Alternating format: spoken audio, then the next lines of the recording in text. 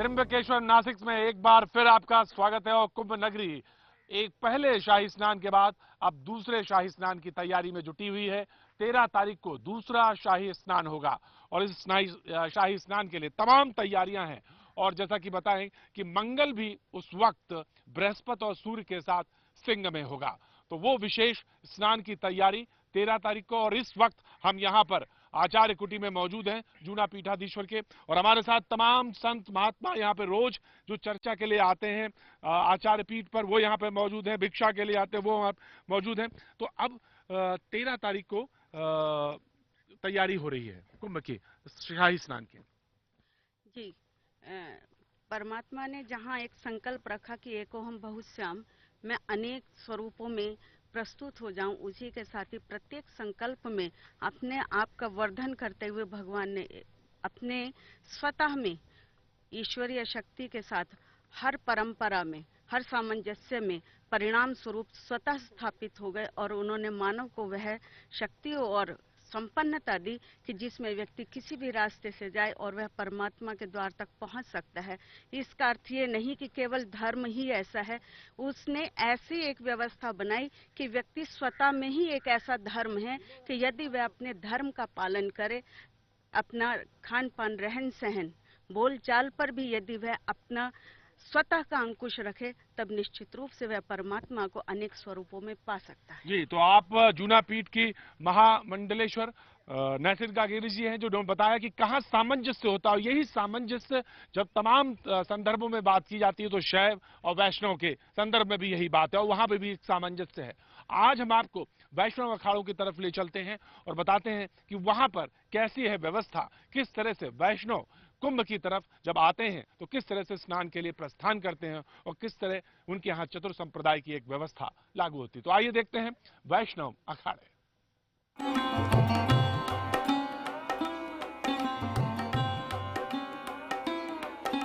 आपने कुंभ में स्नान के लिए जाते देखे होंगे नागा साधु। क्या वैष्णव अखाड़े में भी होते हैं नागा साधु? क्या फर्क है वैष्णव और शैव नागा साधुओं में? आखिर कैसे होते हैं वैष्णव नागा? ये सब कुछ आज हम आपको दिखाएंगे। नासिक के कुंभ में स्नान के लिए बढ़ते ये नागा वैष्णव साधु हैं। गोदावरी को देखते ही इनका उत्साह कुचाले मारने लगता है और ये जय घोष करते हुए आगे बढ़ने लगते हैं। जरा गौर से देखिए इन नागा वैष्णव साधुओं को, जो अपनी प्रजा और इष्ट देव को स्नान कराने के लिए गोदावरी तक आए हैं। नागा वैष्णव साधु शैव अखाड़ों से अलग होते हैं।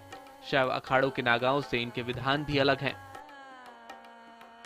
हम श्री जगत गुरु रामानंदाचार्य संप्रदाय से हम मर्यादित हैं। हमारे इष्ट श्री सीताराम जी महाराज हैं, इसलिए हम नागा जरूर हैं लेकिन वस्त्रधारी नागा हैं। एक लंबी और कठिन तपस्या से गुजरने के बाद ही एक वैष्णव नागा बनता है, लेकिन नागा बनने से पहले इन सफेद और ऊंचे तिलक वाले साधुओं को अखाड़े की कठिन प्रक्रिया से गुजरना पड़ता है, जिसमें उनके गुरु उनके आचरण और व्यवहार की कठिन परीक्षा लेते हैं। वैष्णव साधु के अंदर वो 10 लक्षण होने जरूरी हैं जो उसे वैष्णव संत बनाते हैं। इन गुणों की परीक्षा गुरु अपने शिष्य में करते हैं। धर्म के लिए हम लोग शालिग्राम उठाते हैं। यहाँ पर जब मैं नागा बना तो शालिग्राम यहाँ भगवान को उठाया जाता है। मैं मरूंगा या जीऊंगा, जो कुछ भी करूंगा कि अपने अखाड़ा के लिए, अपने धर्म के लिए ये वचनबद्ध होकर के जो हम आगे धर्म के लिए आगे बढ़ते हैं, वो हम लोगों नागाओं का कर्तव्य है। वैष्णवों का आधार स्तंभ है उनकी सोच, और उनकी सोच है जात पात पूछे नहीं कोई, हरि का भजे सो हरि का हो। क्यों महाराज जी, यही बात है ना? जी, यही मूल सिद्धांत है हमारे रामानंदी परंपरा में। जिनका कोई कुछ नहीं होता, सब इसमें समागम है, सभी का स्वागत है इसमें। और कहते हैं, इसीलिए तो तुलसीदास जी महाराज कहते हैं कि धूतु कहो अवधूतु कहो, रजपूतु कहो जो लहा कह को, काहू के बेटी से बेटा न ब्याहव, काहू के जात बिगारव सोई, लेवे कहे मांगा के खाई मसीदा में सोई, लेवे कहे क न देवे क दोई। यह सिद्धांत रहा है और इसलिए तो गुरुजनों ने हमें कहा है, क्या है, हमारा आकाश हमारी झोपड़ी, पाताल हमारा गांव, सिद्ध गुरु का बाल का फक्कड़ मेरा नाम। जात पात के भेद से ऊपर उठते हैं ये वैष्णव और उनके 3 अखाड़े। यहाँ पर सभी जातियों के लिए नागा वैष्णव साधु बनने के दरवाजे खुले होते हैं। इसलिए वैष्णव साधुओं का गोत्र अच्युत होता है। 10 लक्षण के आधार पर बनने वाले ये वैष्णव साधु नागा वैष्णव बनने की प्रक्रिया में तब आगे बढ़ते हैं जब उनसे उनका गुरु इस प्रक्रिया के अंतिम चरण में कसम उठाने को कहता है। ये कसम तीनों ही वैष्णव अखाड़ों में अलग अलग होती है।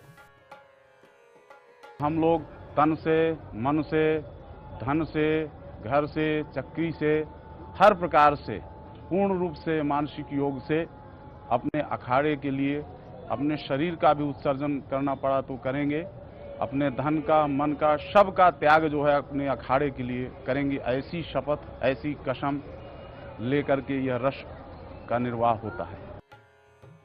नागा बनने के लिए वैष्णव साधु तब आगे बढ़ता है जब उसकी कठिन तपस्या बगैर मौसम देखे शुरू होती है, और इस कठिन तपस्या का अंत तब आता है जब राम नाम में तपे हुए वैष्णव नागा साधु को उसका उद्देश्य उसे तत्पर रखता है। सनातन धर्म के रक्षा के लिए शैव परंपरा और वैष्णव परंपरा, शैव और वैष्णव हम लोग आपस में भाई है, लेकिन हम लोगों का रहन सहन परंपरा दोनों अलग अलग है, लेकिन उद्देश्य दोनों का एक ही है। वैष्णव अखाड़ों में नागा बने साधु हमेशा सफेद या पीले कपड़े में रहते हैं। ऐसा वो मर्यादा के तहत करते हैं। नागा बनने के बाद उनका मुख्य काम तपस्या और कुंभ में आए अपने जगत गुरुओं और अखाड़े के देवताओं को स्नान कराने के लिए रास्ता सुगम बनाना होता है। प्रतीक त्रिवेदी, नासिक कुंभ, IBN 7।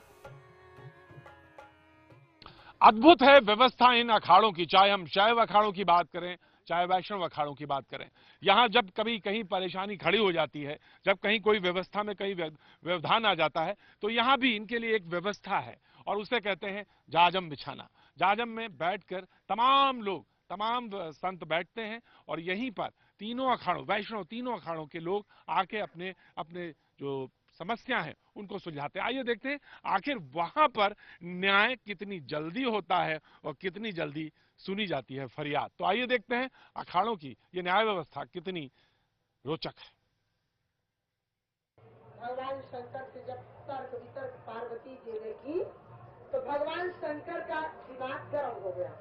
शंकर जी बोले कि राम तर्क बुद्धि मनवानी, अमति हमार जत सुनहि सयानी। राम अतर्क है, तर्क करने योग्य नहीं है।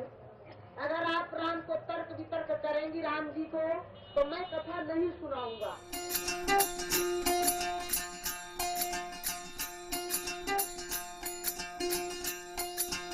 गोदावरी तट पर बसे इन वैष्णव अखाड़ों में दूर से ही इनके झंडे इनकी पहचान बता देते हैं। सीताराम सीताराम के भजन के साथ साथ राम कथाएं यहाँ दिन रात चलती रहती हैं। जब सीता को रावण ले गया था, नासिक से सीता को जब रावण चुरा ले गया था, तो इन्होंने जंगल में ढूंढ रहे थे, रो रहे थे, तो मैं अपने आंखों से इनका चरित्र देखी हूँ। राम जी का चरित्र हमको सारा सुनाइए। जो हम पूछने को भूल गई हूँ, हमसे पूछते न बना हो, उसको भी आप छोड़ेंगे नहीं। यहाँ राम कथा के प्रसंग में पार्वती जी शिव से प्रश्न पूछ रही हैं और शिव जी उत्तर दे रहे हैं। रामचरितमानस की ये प्रसंग वैष्णव आंदोलन की आत्मा है।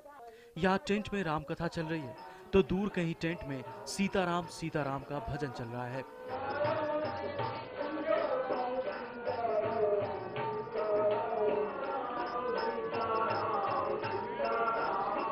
वैष्णव मानते हैं कि ब्रह्म सत्य है, जगत भी सत्य है और जगत में फैली हुई ये माया भी सत्य है, क्योंकि सभी उसी ब्रह्म से जुड़े हुए हैं। लेकिन उस सत्य तक पहुंचने के लिए इन अखाड़ों में एक महामंत्र चलता रहता है, उसे कहते हैं सीताराम सीताराम सीताराम।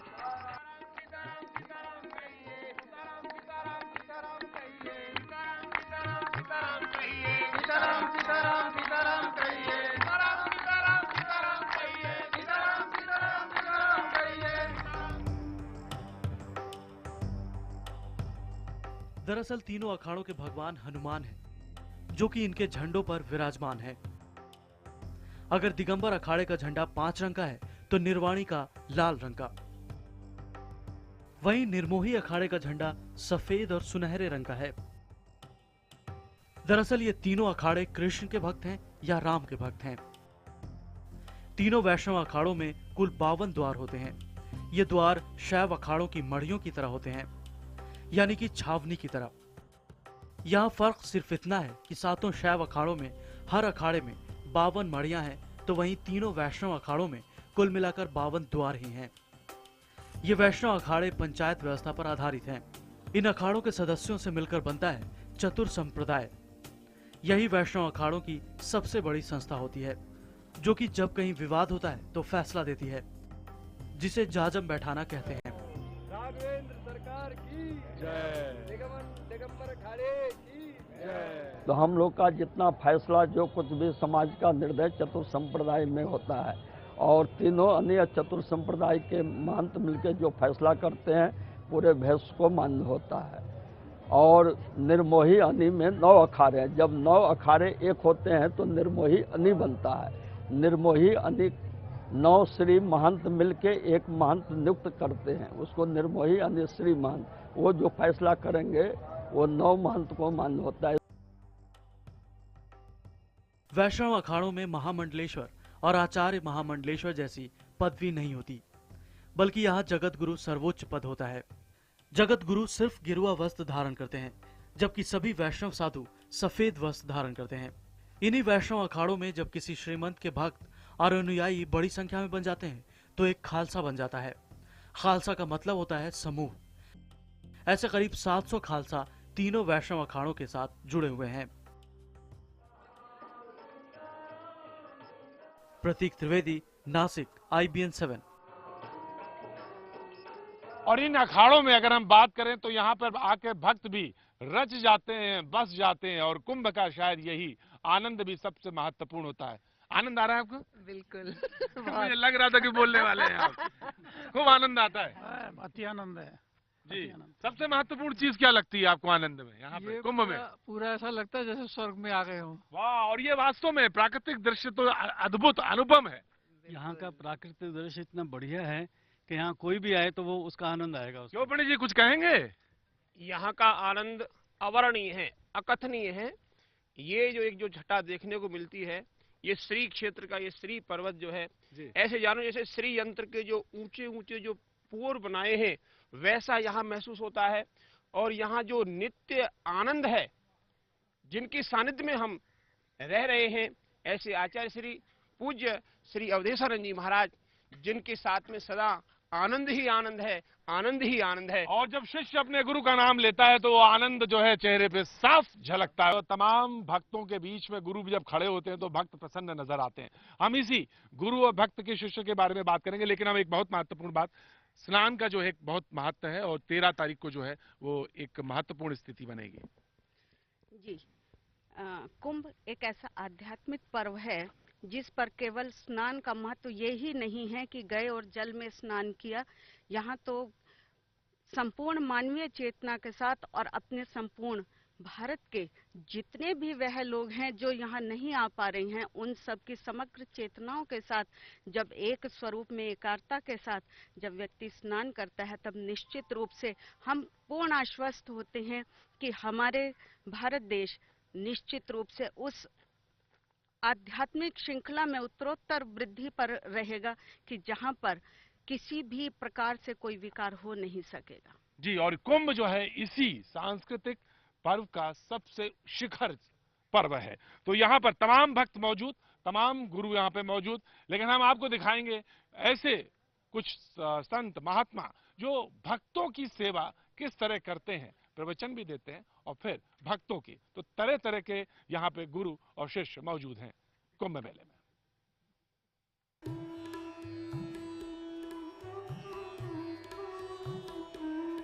नाम श्री महंत अशोक गिरी जी, अखाड़ा जूना।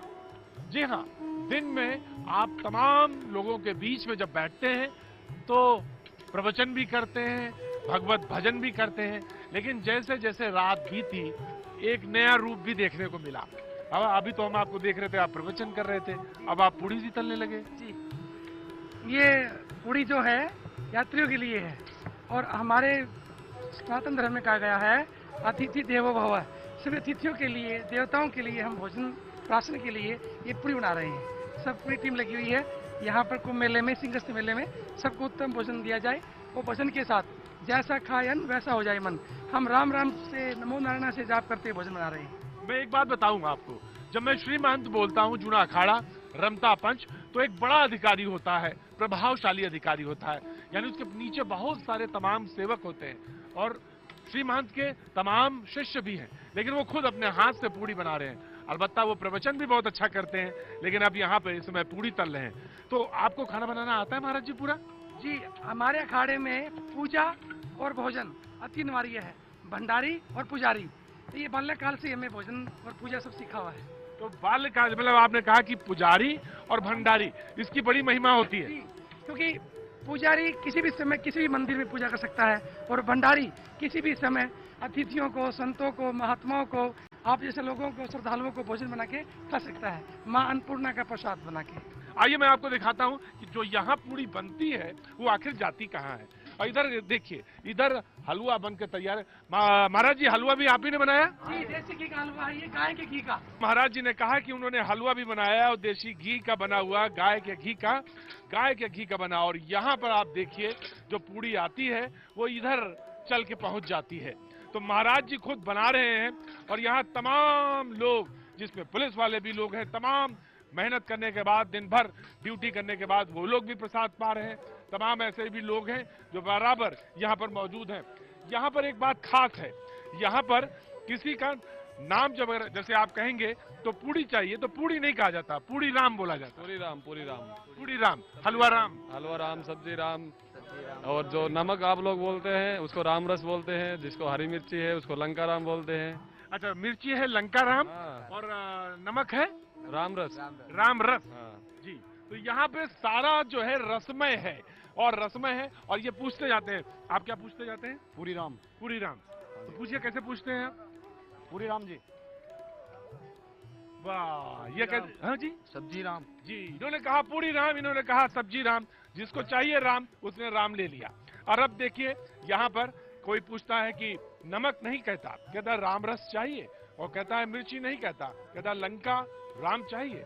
तो जब हम इधर लौटे तो महाराज जी अभी पूड़ी बना रहे थे और अब इधर आके रोटी बना ले रहे। तो महाराज जी रोटियां फुलके तैयार हो रहे हैं? जी, फुलके तैयार हो रही हैं। अच्छा, जो मांगेगा पूड़ी तो उसको पूड़ी देंगे, जो फुलके मांगेगा उसको फुलके देंगे। ऐसे हैं जो पूड़ी नहीं खा सकते वो फुलके खाएंगे। ये फुलके भी गेहूं के साथ चने का आटा मिला हुआ है और प्राकृतिक अग्नि पर सिका हुआ हो रहा है, जैसे आप देख रहे हैं। अच्छा, इसमें सेकने का भी कोई टेक्निक है क्या महाराज जी?